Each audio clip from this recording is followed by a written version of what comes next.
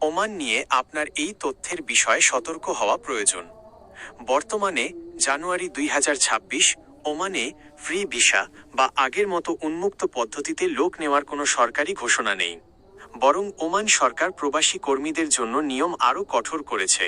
নিচে ওমানের বর্তমান ভিসা পরিস্থিতির সঠিক তথ্য তুলে ধরা হলো। ফ্রি ভিসা কি সত্যি আছে? আইনগতভাবে ওমানে ফ্রি ভিসা বলতে কোনো কিছুর অস্তিত্ব নেই।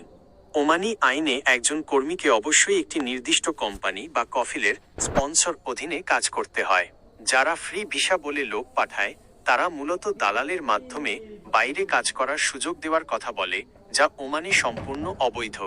বর্তমানে ওমান সরকার অবৈধ কর্মীদের বিরুদ্ধে অত্যন্ত কঠোর অভিযান চালাচ্ছে। 2026 সালের নতুন নিয়ম। 2026 সালের শুরু থেকে ওমান সরকার প্রবাসী কর্মীদের জন্য প্রবেশ নীতি আরও কঠোর করেছে। শিক্ষাগত যোগ্যতা যাচাই।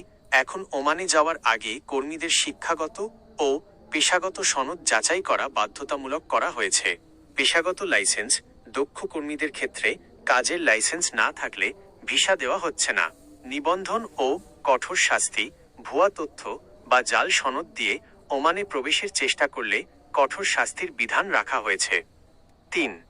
বাংলাদেশিদের জন্য বর্তমান অবস্থা।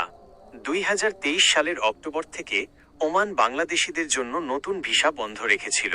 পরবর্তীতে 2024-25 সালের দিকে 12টি নির্দিষ্ট ক্যাটাগরিতে, যেমন ডাক্তার, ইঞ্জিনিয়ার, নার্স, শিক্ষক ইত্যাদি ভিসা আংশিক চালু করা হলেও সাধারণ লেবার বা অদক্ষ শ্রমিকদের জন্য শ্রমবাজার এখনও পুরোপুরি স্বাভাবিক হয়নি।